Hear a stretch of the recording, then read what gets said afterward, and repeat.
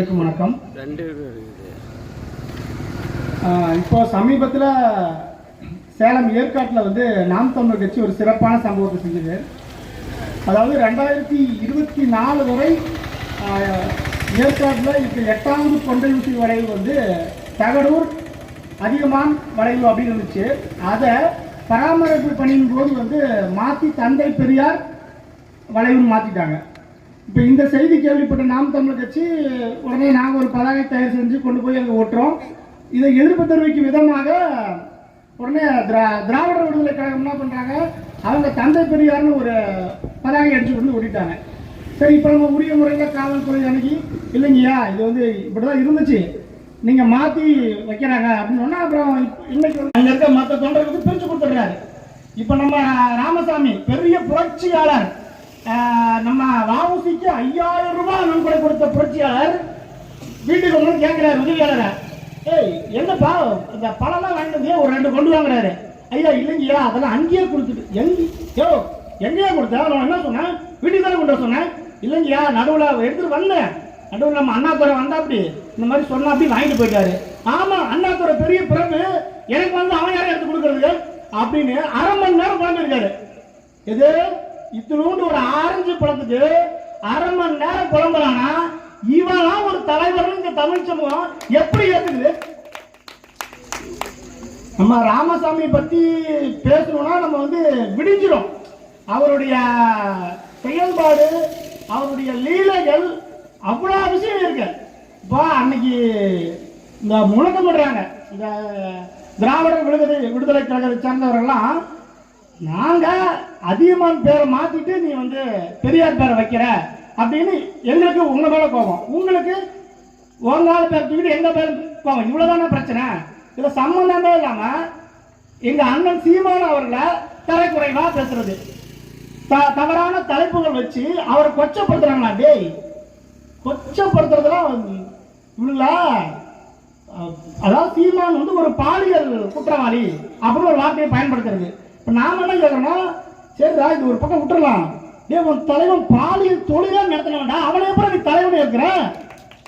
நான் சொல்ல சத்தியமா நான் சொல்லப்பா, பெரியார் படம் போய் பாரு, அந்த படத்துல உக்காந்தி கணக்கு எழுதுவாரு, இதுக்கு இவ்வளவு இதுக்கு இவ்வளவு செலவாகுது, உங்களுக்கு எப்படி கட்டுப்படி ஆகும்? நாட்டுல 1000 பிரச்சனை இருக்குது, அதுக்கெல்லாம் போய் கேட்காத ராமசாமி பாலியல் தொழிலாளிகிட்ட உக்காந்தி நீ உங்க ரேட்டை ஏத்துன்னு பேசுறானா இவன் ஒரு தலைவன். கேட்டா ஒரு பிளாஷ்பேக் அப்படி இருந்தாரு திரைப்படத்துல மாதிரி, அதுக்கப்புறம் அப்படியே திடீர்னு புரட்சியாளர் மாறிட்டாரு. அதே அப்புறம் திடீர்னு புரட்சியாளர் மாற முடியும்? இதுல வேற ராமசாமி ஒரு கழகம் வச்சிருக்காரு, அதுக்கு பேரு தான் சுயமரியாதை கழகமா. முதல்ல ராமசாமி கொஞ்சமாவது இருக்குதா? நான் சொல்லப்பா, சாமி சிதம்பரம் சொல்றாரு, என்ன சொல்றாரு, ராமசாமிக்கு என்ன வேலைனா நைட் ஆனா அப்ப வெள்ளையர் ஆச்சு தானே, அங்க இருக்க துரமாரர்களுக்கு ஜமீன்தார்களுக்கு மிட்டாம் ராசுகளுக்கு ஊத்தி கொடுப்பாராம். நாம சொல்லப்பா, சாமி சிதம்பரனார் ஈவே ராமசாமி வாழும் காலத்திலேயே அவருடைய சீடர் பிரதான சீடர் வாழும் காலத்திலே எழுதி ஈவே ராமசாமியால் சரிபார்க்கப்பட்டு வெளியிடப்பட்ட புத்தகத்துல அவர் சொல்றாரு, எங்க திராவிட நைனா ஊத்தி கொடுத்துப்பாரு. அப்போ ஒரு கலெக்டர் குடிச்சிட்டு ராமசாமி மூஞ்சிலே பொடிச்சு துப்பிட்டானா, நம்ம தலைவர் அப்படியே கோபம் பட்டு தொடச்சிட்டு அப்படியே உட்காந்துட்டாராம். எவ்வளவு பெரிய சுயமரியாதை இருக்கு பாத்தீங்களா? இந்த மாதிரி ஆட்களை தமிழகத்தின் தலைவரா முன்னிறுத்துறது. இப்ப ஒரு கொஞ்ச நாள் முன்னாடி ஒரு படம் பார்த்தேன், அதில் ஒரு பைத்தியக்காரன் ஒருத்தர் இருப்பான், அவனை கவுண்டர் பண்ணி பார்த்துட்டு செந்தில் பத்தி சொல்லுவான், அவனை தொட்ட நீ கெட்ட அப்படின்பா. அதனால கவுண்டர் பண்ணி தான் கொண்டு செந்தில் பண்ற அத்தனை அற்றாச்சுன்னு சாமிச்சே பாரு, கடைசிக்கு கவுண்டர் பண்ணி தெரியும் இவன் பைத்தியக்காரன். அது மாதிரி நாம் தமிழர் கட்சி இந்த இனப்படுகொலை நடக்கிற வரையுமே இந்த ராமசாமி யாருன்னு நமக்கு தெரியல. ஏன்னா அப்படியே கதையே எழுதி வைக்கிறான். அந்த புராணம் எழுதுவாங்கல்ல, மகாபாரதம் ராமாயணம், அது மாதிரி பெரியார் ஒரு புராணம் எழுதி வச்சுட்டான். நாமளும் ஒரு புலப்படி ஆளர் இருப்பா. இப்ப எந்த சாதி ஒழிப்பு பெண் விடுதலை எதை பத்தி பேசுவாலும் பெரியார் இருக்கிறாங்க அப்படின்னு நம்பிட்டோம். கடைசியில உண்மை என்னன்னு பார்த்தா இவனுங்க தான் ஒரு பக்கம் ஓட்டுறாங்க, சாதி விடுதலைக்கு போறானாரு, பெண் விடுதலைக்கு போறானாரு. கடைசியில உண்மையாலுமே பெரியாருடைய வரலாறு படிச்சா ரொம்ப ரொம்ப மோசம். நம்பர் 1 சாதி வெறியன். தமிழ் சமூகம் இருக்கிற அமைப்புக்கு போறது, வன்னியர் சங்கத்துக்கு போறது, தமிழனா சாதி வெறி பிடிச்சவன், அப்படின்னு அவர் அங்கேயே பேசிட்டாரு, கெத்து கட்டுறது. ஆனா இதே ராமசாமி நாயக்கர் சாதி சங்கத்துக்கு போவாரு, ரெட்டி சாதி சங்கத்துக்கு போவாரு, அங்கே பேசுவாரு, நமக்கு வகுப்பு உணர்ச்சி வேணும், வகுப்பு உணர்ச்சி இல்லை என்றால் நம் சமுதாயம் எப்படி வளரும் கேட்கிறாரு. 1936 கோயம்புத்தூர் ஜில்லாவுக்கு சட்டமன்ற தேர்தல் வருது. 8 தொகுதியில ஒரு தொகுதி கூட நாயக்கருக்கு கொடுக்கலப்பா. அதே மாதிரி 8 தொகுதியில ஒரு தொகுதி கூட பல்லருக்கோ பழையக்கோ கொடுக்கல. இப்ப ராமசாமி யாரு? அவர் வந்து ஒரு சமூக நீதி போராளி, சாதி ஒழிப்புக்காக போராடினவர், பட்டியல் சமூகத்துக்காக தன் வாழ்க்கையை அர்ப்பணிச்சவர். இப்ப அவர் என்ன பண்ணணும்? நியாயமா என்னப்பா 8 சீட்ல ஒரு சீட்டு கூட வந்து ஒடுக்கப்பட்ட மக்கள் கொடுக்கல அப்படின்னு ஒரு கேள்வி எழுப்பி போராடி இருந்தாருன்னா, ஆமாப்பா இவர் ஒரு சாதி ஒழிப்பு போராளிப்பா அப்படின்னு நம்பலாம். ஆனா ராமசாமி என்ன சொல்றாரு? நாம் நாயக்க மக்கள் நாமஞ்சாத்தப்பட்டார்கள் அப்படின்னு ஒரு கட்டுரை எழுதுறாரு. எதுல? விடுதலையில. என்னவா? இங்க இருக்க பிள்ளைமார்களுக்கு எந்த வகையில் எங்கள் நாயக்கமார்கள் குறைந்து போய்விட்டார்கள், பொருளாதாரத்திலா, தொழிலா, வேலை வாய்ப்பிலா, இல்ல சமூகத்திலா? அப்படி இருக்க சமயத்துல ஒரு நாயக்கமாரு கூட சீட்டு கொடுக்காம இந்த காங்கிரஸ் நமக்கு நாமஞ்சாத்திருச்சு, இந்த காங்கிரஸை நம்ம ஒழிக்கணும் அப்படின்னு எழுதுறாரு. இவரு சாதி ஒழிப்பு போராளி.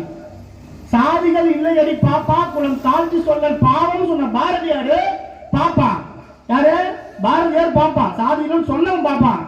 இப்படி சாதி வரியோட தன் சொந்த சாதிக்காரனை தூண்டி விடுறவன் சாதி ஒழிப்பு போராளி. இது எப்படி இருக்கு?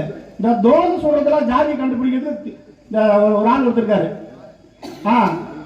தோசை மாறன் ஒருத்தருக்காரு. அதனால அவர் பேச்சு வரும்போது கேட்டு வந்தேன். அநியாயத்துக்கு இவங்க உருட்டுறத பார்த்தா கொஞ்சம் சுய அறிவுனா, ஆமாப்பா அவர் சொல்றது கரெக்டாக தான் இருக்கு நம்பிடுவான். என்னன்னு பாரதியார் ஒரு சாதி வெளியிடான். எப்படின்னு கேட்டா, சாதிகள் இல்லையடி பாப்பா அப்படின்னு பாரதி பாடிட்டாரு. அதுக்கப்புறம் 2வது லைன்ல குலம் தாழ்ச்சி சொல்ல ஆக குற்றம்ங்கிறாரு. அதான் முதல் லைன்லயே சாதிகள் இல்லையடின்னு சொல்லிட்டேன்.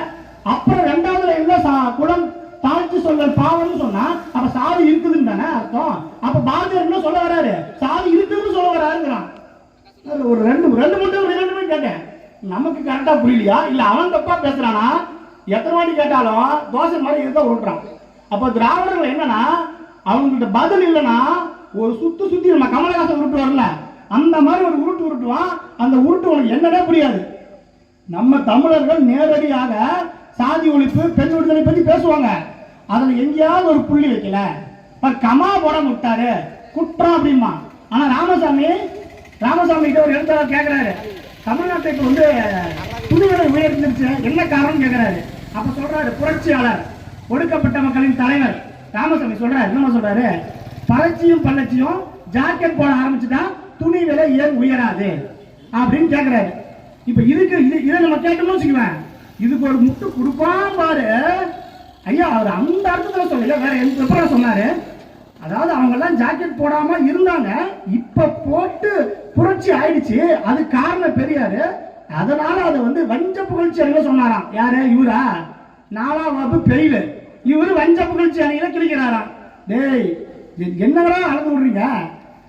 இப்ப இந்த தமிழக வெற்றி கழகம் ஒரு கழகம் இருக்குல்ல, அந்த கழகம் வந்து இப்போ ஈவே ராமசாமி தான் கொள்கை வெளிக்கட்டி ஏற்குது. அதை நான் உண்மையை ஏற்கிறேன். ஏன்னு கேட்டா, அவரு 4ஆம் வகுப்பு பெரியல, அவர் ஒரு தற்கொலை, இந்த கட்சி ஒரு தற்கொலை. அப்ப தற்கொலை டு தற்கொலை சரியா போச்சுங்க. அப்ப நம்ம அதை வந்து குறை சொல்லக்கூடாது. அந்த மாதிரி இந்த இனத்துக்கு அவர் வந்து பங்களிப்பு கொடுக்காம நிறைய விஷயத்த வந்து அவர் கொடுத்ததா பேசுறாங்க. அது ஒரு பக்கம் இருக்கட்டும். இன்னொரு முக்கியமான விஷயம், இந்திய எதிர்ப்பு போராட்டம் ஆகட்டும், இந்த எல்லை பிரிப்பு போராட்டம், இந்த எல்லா இடத்திலையும் ஈவே ராமசாமி அவர்கள் தமிழினத்துக்கு பச்சை துரோகம் செஞ்ச ஒரு அயோக்கிய பையன். தலையை கொடுத்தாலும் தலைநகரை மீட்போன்னு போராடுற மாபோசி, கன்னியாகுமரியை மீட்பதற்காக விநாயகம் அவர்களும் இந்த ஆள்கிட்ட போய் மாபோசி உதவி கேட்கிறாரு. ஐயா இந்த மாதிரி நம்ம வந்து பெருசா பண்றோம், நம்ம தமிழ்நாட்டை காப்பாற்றணும், எல்லைகளை மீட்கணும், நீங்க வாங்கன்னு கூப்பிடும் போது நம்ம சொல்றாரு, உன் பிரச்சனை உனக்கு, ஏன் பிரச்சனை எனக்கு, நான் புள்ளியால் சிலை தான் உடைப்பேன்.